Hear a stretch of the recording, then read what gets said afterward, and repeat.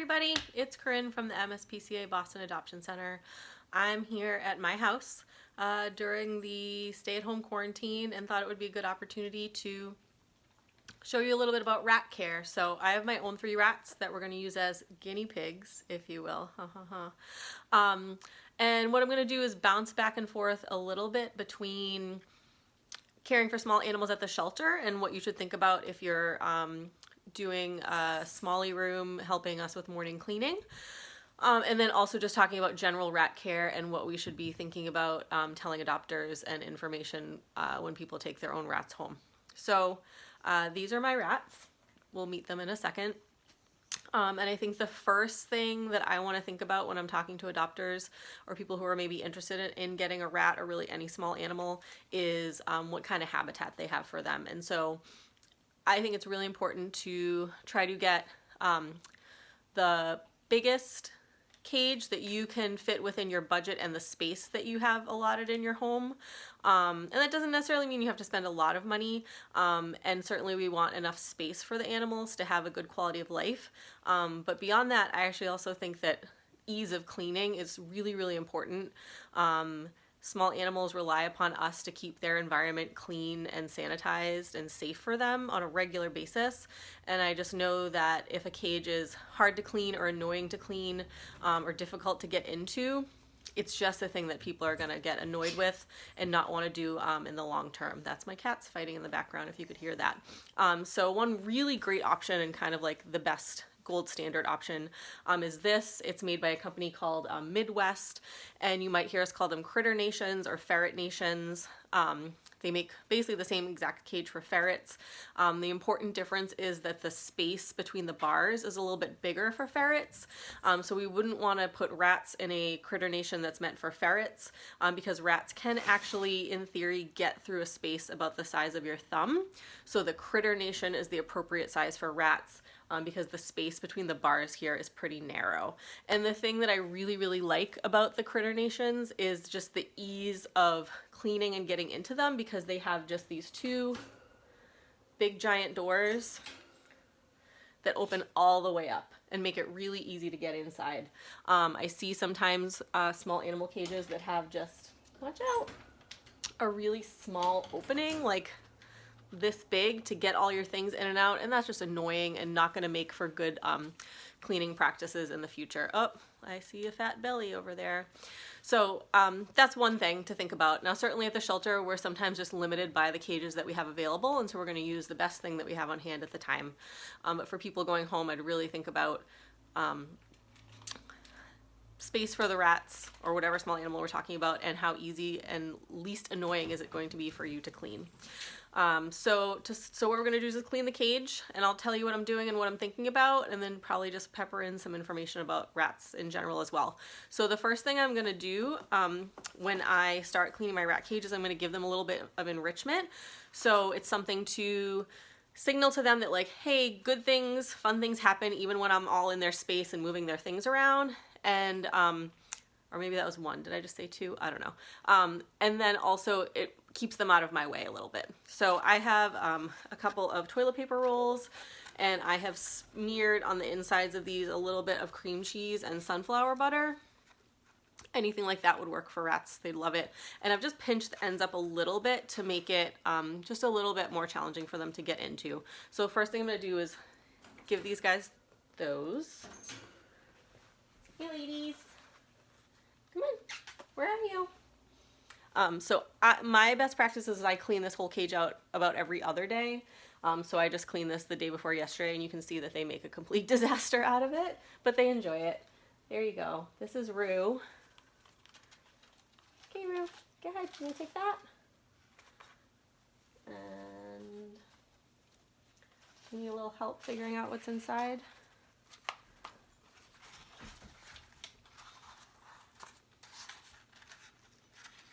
Maybe I pinched this one a little too tight. There you go. There you go. All right, you got it. And let's see where everybody else is.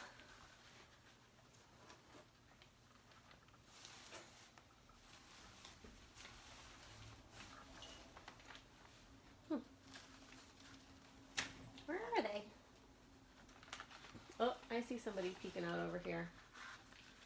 Hi. Why don't you come out of here and get that? Okay. I believe this is Estelle, but Estelle and Betty look exactly alike, so it's a little bit hard to tell unless I see them exactly side by side. And I'm guessing that Betty is in here too. Well, we'll just wait and see till she comes and finds out. My dog is here also interested in wishing that one of these was for her, but it is not. So first thing I'm going to do is, sorry, I'm going to be kind of up and down, is take their plastic hidey huts out. And so in a shelter environment, ideally the animals aren't staying with us too long. So you could probably skip this step. Or if the animals have been with us a little bit, maybe just take their plastic hidey huts, put them in the kitchen in the with the dishes and get them a new one. But for me here at home, I just, every time I clean, I spray these down a little bit with a mixture of water and a tiny, tiny, tiny bit of a natural cleaning spray, and let them set while I clean the rest of the cage, and then I wipe them down afterwards with a paper towel. And then every once in a while I will switch them out totally and like put these ones in the dishwasher and put in a new set. But you know, the rats do climb all over them all day, and so they do get kind of caked with urine and feces. So we want to make sure to keep those clean. So I'm going to spray those just a little bit. Again, with you want to use something non-toxic, and really I cut it with a ton of water. So what I actually do is, like, when there's just a tiny bit, like this much left in my Mrs. Meyer's cleaning spray, I take that to the rat cage and fill the rest up with water. So it's just got a little bit of cleaning spray in it, and mostly water. And I just spray those and let them set for a few minutes while I do everything else. Again, in the shelter, they're probably fine as long as the rats haven't been with us for a long time. But if they've been with us, I would say like a week or more, maybe switch those out, wash the old ones, and get them fresh ones, because those can kind of hang on to odors. And I think sometimes with small animals, those are the things that people are a little bit concerned about, is odors in their home. And if we reflect good quality of care and show that if you take good care of them and clean their cages regularly, you're not going to have too much smell at home. Now I'm just going to pull things out. So, sorry, you're just going to not see my face for a little bit, up and down. So I've got food bowls I'm going to dump out. I basically do the same for those. I switch them out like every week or so, run them through the dishwasher, because again, they do just run through them.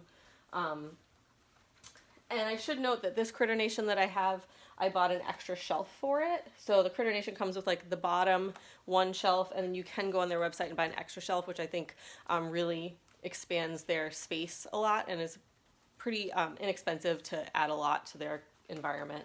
So I like to put some kind of fabric in here for them. They like to burrow on it. They like to chew it. And the bottom of each tray is lined with newspaper, and then I put the fabric on top, and then I give them lots of shredded newspaper, which I'll talk about in a minute. But I find the easiest thing to do is just kind of like grab the fabric, roll it up with as much like shredded newspaper and stuff on it as you can get. Making sure that you don't have the small animal in that little bundle. Make sure that all your critters are accounted for before you start throwing things in the trash.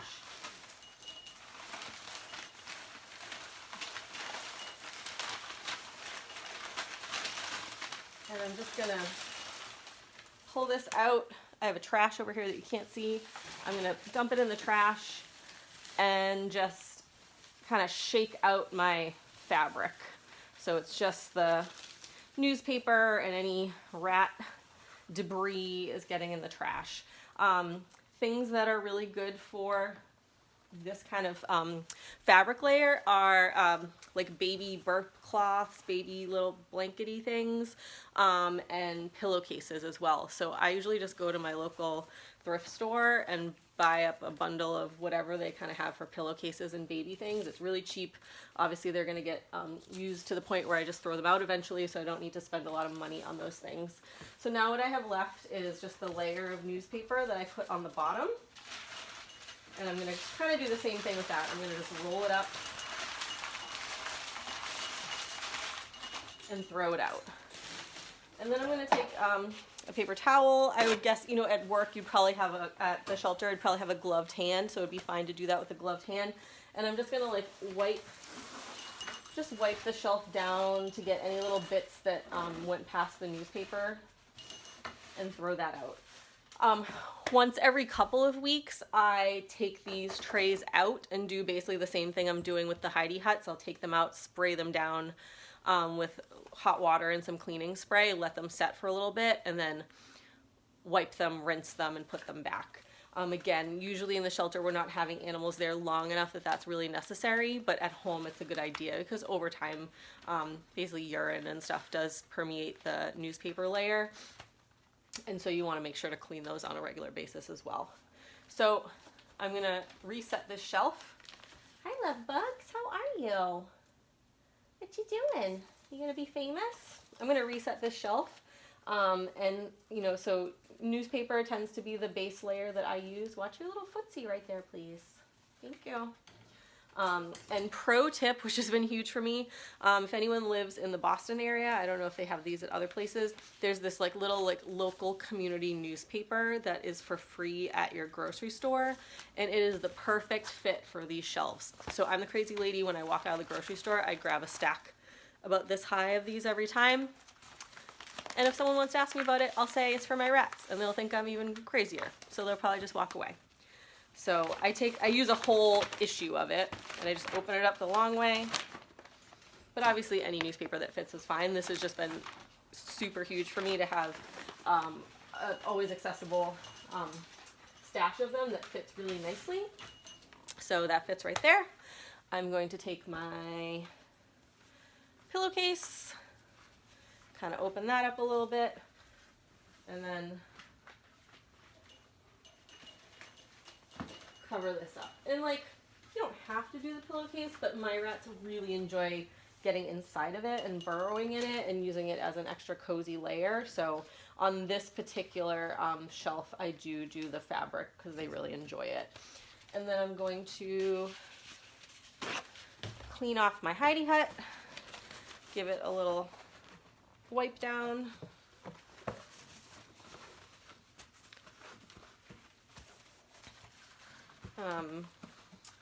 Rats, I think if anyone is looking for a small animal, and I always steer them towards rats because I just think they're really fun. They are super smart and really social. They are diurnal, so they're not going to keep you up at night like a hamster or something like that would. You know, they're kind of up and about during the day, so they're really fun to watch and interact with. So I'm going to put my Heidi Hut back. Oh, hi. You bringing your thing up there? Let me put it inside the Heidi Hut for you. Here, I'm gonna take it, okay? Here you go. Here you go. And then I like to give them lots of shredded newspaper. So I've already shredded some newspaper up because that's boring. You don't need to watch that.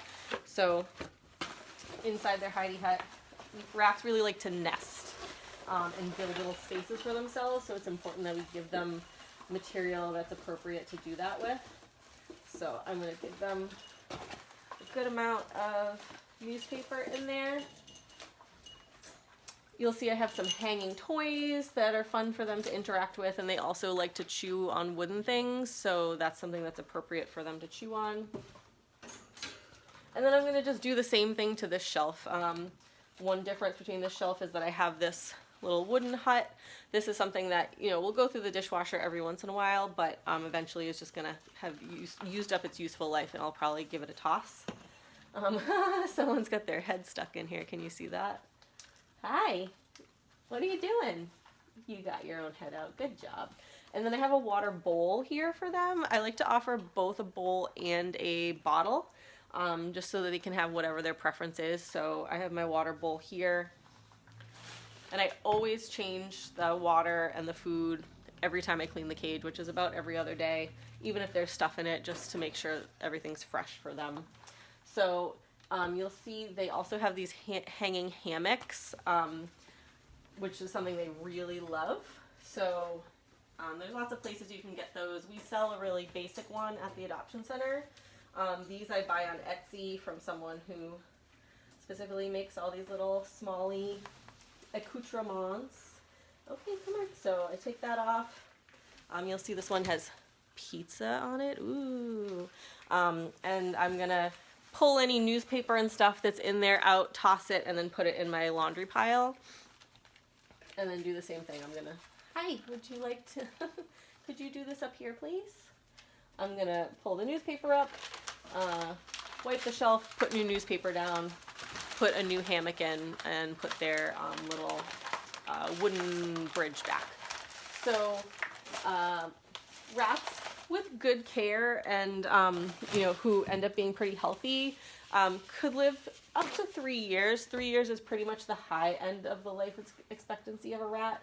So they are a relatively short-term commitment, which can also be nice for people, maybe students or families who are looking to get that first pet that will start to be a young one's responsibility.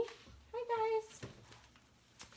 And rats should eat a basic pellet that is all the same mixture. So rats do like junk food, and they will err on the side of junk food if given the opportunity.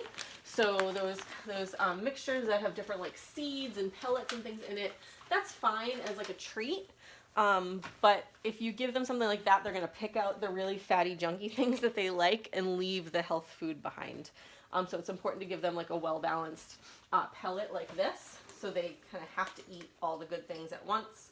And then they definitely can get treats, and that's one of my favorite things about having a rat is giving them treats and finding their preferences for treats. I've had multiple rats throughout my life, and it's really interesting to me how they have such clear preferences and personalities.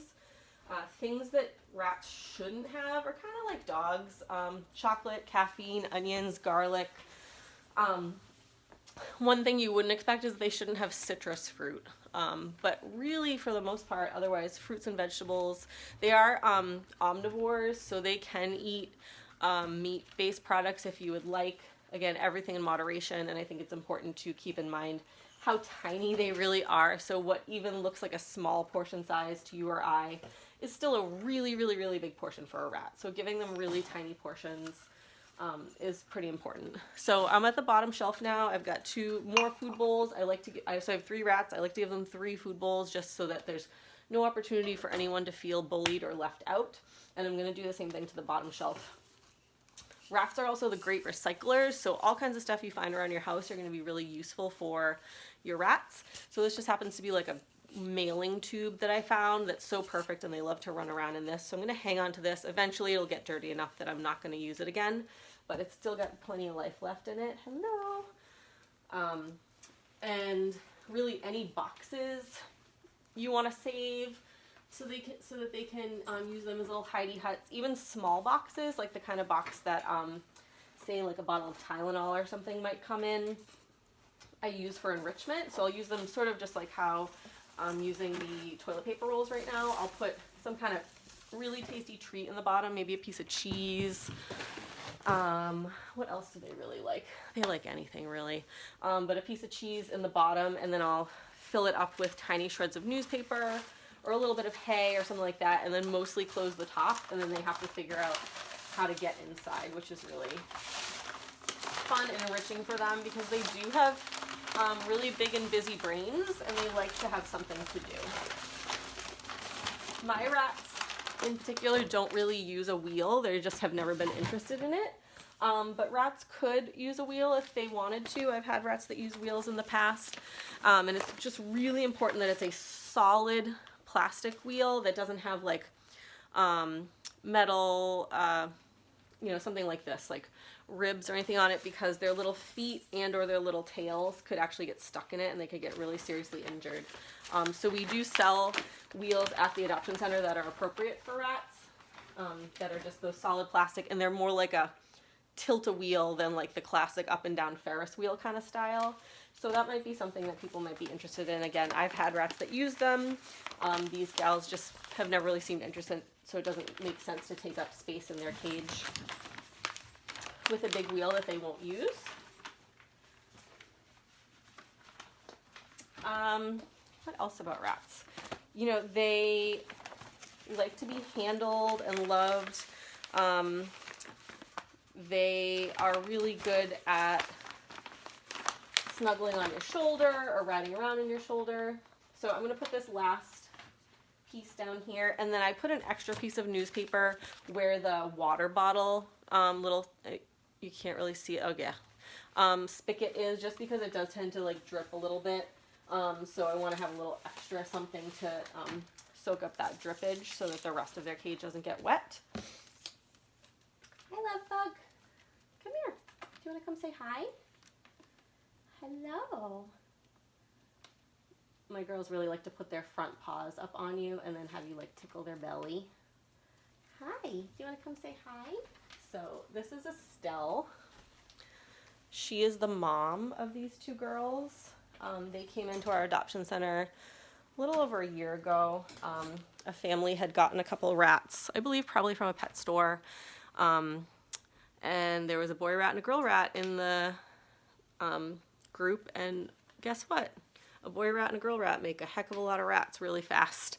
So by the time they got to us, the family had actually had about 35 rats that had originated from one male and female pair. And so Estelle, when she came to us, they really like ponytails, if you have a ponytail. Estelle, when she came to us, actually was with her 7 tiny, tiny babies. So little, they were still like little pink worms. So I brought them home to foster them while they got big enough to go up for adoption. She was a really good mom. It was like, from what we had heard from the family, it was like her 6th or 7th litter, which is kind of crazy. And so of the 7 babies, hi, they like to give kisses, which is really sweet.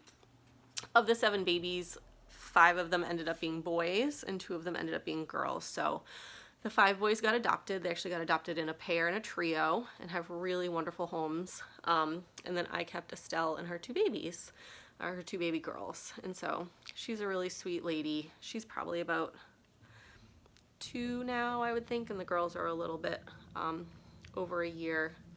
Hi. Rats only have a gestation period of about 3 weeks.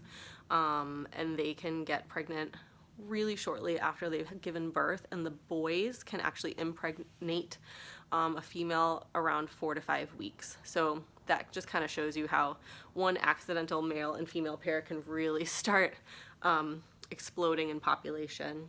Hello, do you want to come say hi? Look at that little snoot. Hi.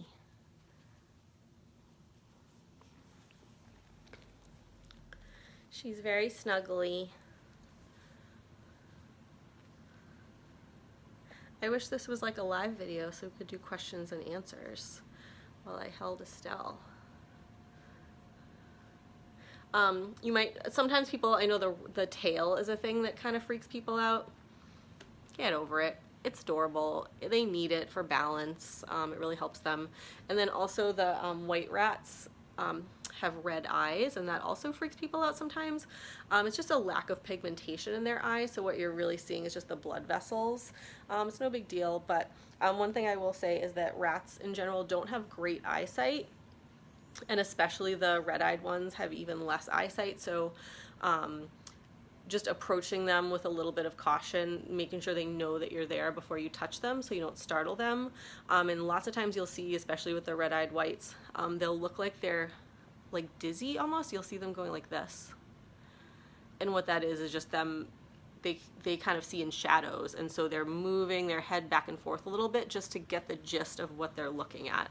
But it can be a little bit weird at first. One thing that rats do that's really cute is when they're super excited or really happy or eating something they really love, they do something called boggling, where literally their eyes bug out of their head. Which again can be a little bit concerning if you've never seen it and if they're doing it really, really in an extreme way.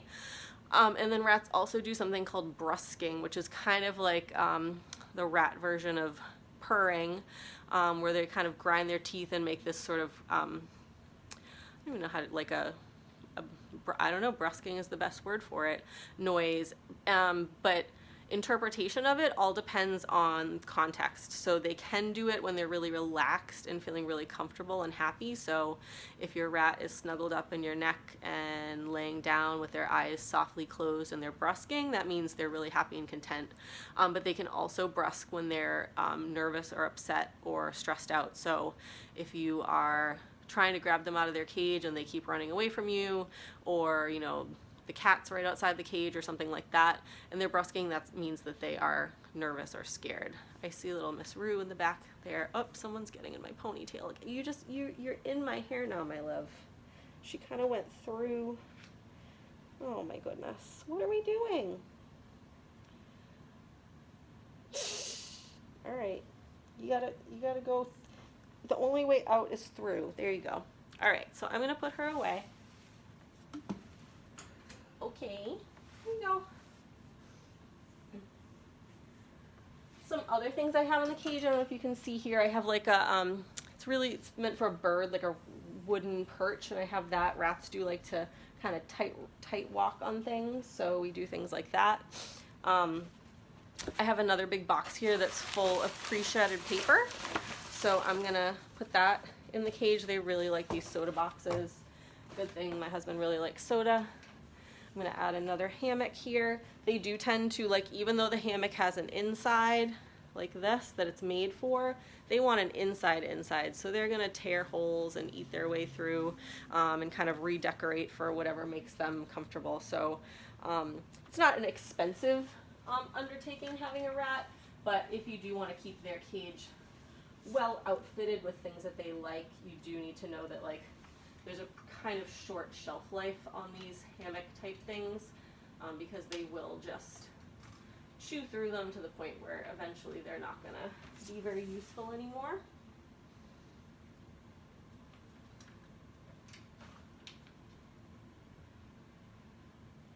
And I think that's probably about all the info you need about rats. If there are other things, if you watch this video and there are things that I didn't address that you have questions about, I'd be happy to answer them. And I think we've already spent almost a half an hour watching me clean a cage.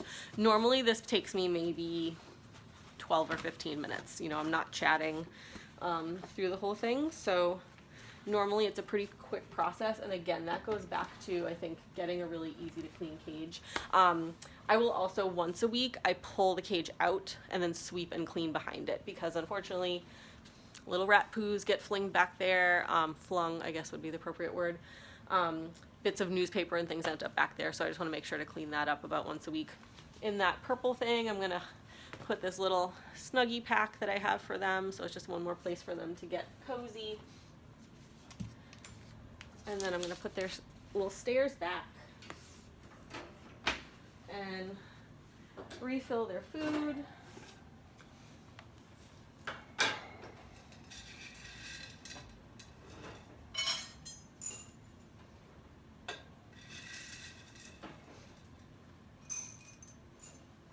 And I'll take care of their water once we're off camera, because you don't need to see that. I'm going to put their little tube back. But again, basically just making sure that the rats are occupied, that you're keeping count on them while you're cleaning the cage at the shelter, giving them soft things to snuggle in, knowing that they're gonna probably chew and burrow into them. Rats' teeth is probably the most common thing that's going to come up, that could come up for health issues. Rats have two sets of teeth that go like this, and chewing on things helps keep them trimmed and at a good length, but sometimes rats will get something called a malocclusion, where either they're born that way or some sort of incident or injury causes one of those teeth to go like that. So then you have a set of teeth that aren't naturally trimming themselves. So a vet needs to trim those. So keeping an eye on their teeth is really important. And then in the end, you know, as rats get to be older, end of life things, mostly what's probably going to end up being the thing that's going to reduce their lifespan is cancer, just really common. So older rats, you're going to probably see masses and things like that. And Angel has a great exotics team, and it's a good idea to just like your cats and dogs, keep an eye on them with your veterinarian, and make decisions about their quality of life as it gets a little bit later in their years. But old rats are great rats. They're really extra snuggly. They're kind of less interested in running around and doing their own thing, and they just want to hang out and snuggle. But I think that's it, everyone. We're going to come in just at about a half an hour, so I hope this has been interesting chat about rats, what they need, what you should think about if you're going to get one, And if you have any questions, just let me know. Thanks.